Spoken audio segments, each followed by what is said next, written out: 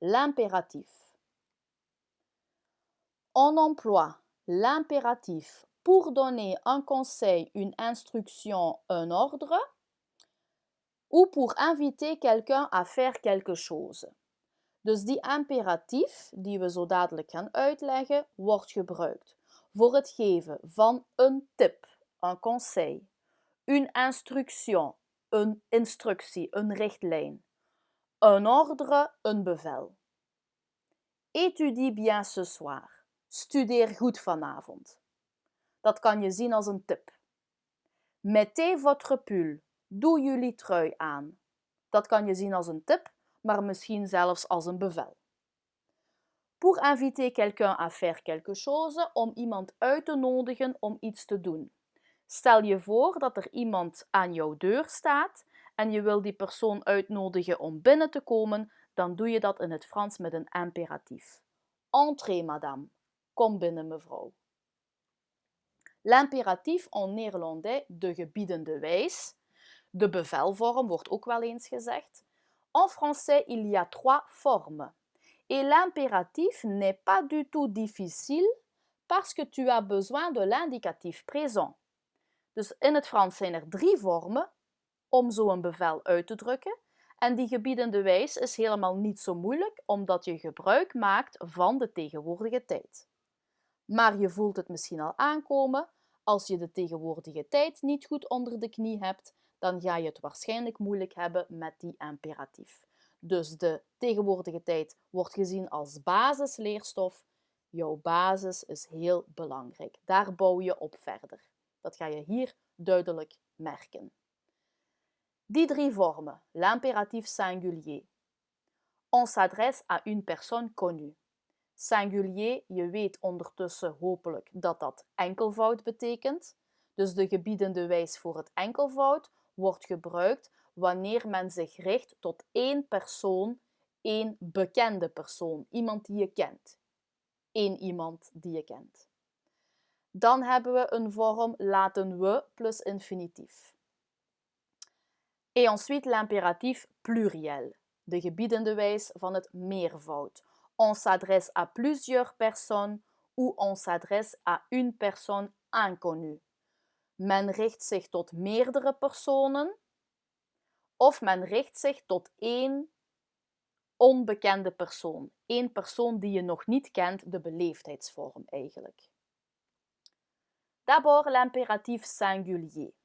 Donc, tu prends la première personne singulier et tu conjugues le verbe à l'indicatif présent, mais le pronom personnel sujet je tombe. Dus, je neemt het werkwoordje. Je gaat dat vervoegen in de tegenwoordige tijd voor de eerste persoon enkelvoud, maar het persoonlijk voornaamwoord onderwerp je valt weg. Par exemple, ruim je kamer op. Opruimen is het werkwoordje ranger. Je vervoegt dat in je hoofd of op een kladblad. Voor je, in de tegenwoordige tijd, dat is dus je range. Maar je valt weg, om daar een bevel van te maken. Dus blijft over range, ta chambre.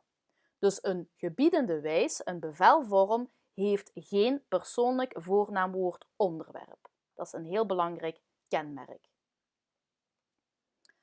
De vorm laten we plus infinitief, ja, die we verklapt waarschijnlijk al veel.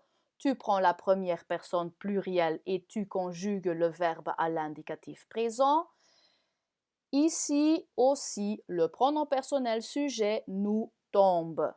Dus je neemt het werkwoordje, je vervoegt dat in de tegenwoordige tijd voor de eerste persoon meervoud, maar het persoonlijk voornaamwoord onderwerp nous valt weg.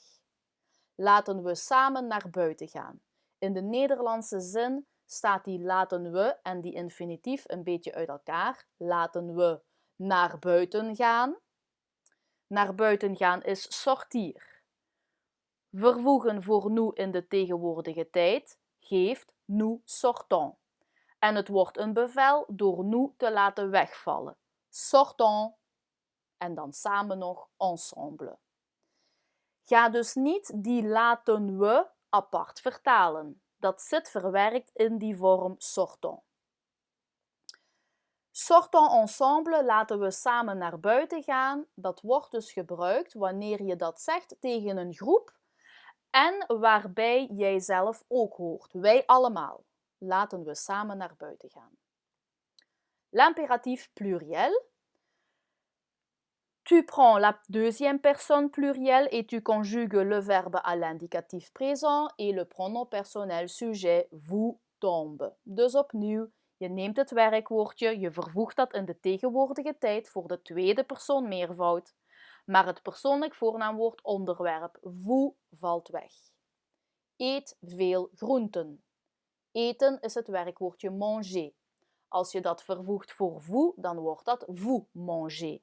En je maakt daar een bevel van door vous te schrappen. Mangez beaucoup de légumes.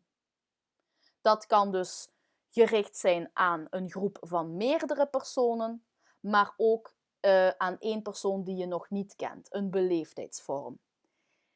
Ik merk vaak dat veel leerlingen een beetje moeite hebben met een bevel geven in een beleefde vorm. Veel leerlingen linken een bevel geven aan boos zijn of aan grof zijn of onbeleefd zijn, maar dat is natuurlijk niet het geval, hè? Eet veel groenten, daar is niks onbeleefds aan. Kom binnen, mevrouw, daar is niets onbeleefds aan. À l'impératif, il y a bien sûr aussi quelques verbes irréguliers. In de imperatief en de gebiedende wijs zijn er natuurlijk ook een aantal onregelmatige werkwoordjes. Voor de eerste graad van de A-stroom zijn dat être, avoir en aller. 3 vormen telkens die je van buiten moet leren. En ze staan dus gerangschikt l'imperatief singulier, laten we, en de imperatief pluriel. Sois, soyons, soyez. In het Nederlands zeg je wees of zijt. Wees voorzichtig, zijt voorzichtig. Pour le verbe avoir, aie, ayons, ayez. Heb geduld bijvoorbeeld. Et pour le verbe aller, va, allons, allez. Daar is eigenlijk alleen de eerste vorm onregelmatig. Allons en aller die volgen de regel van de regelmatige werkwoordjes.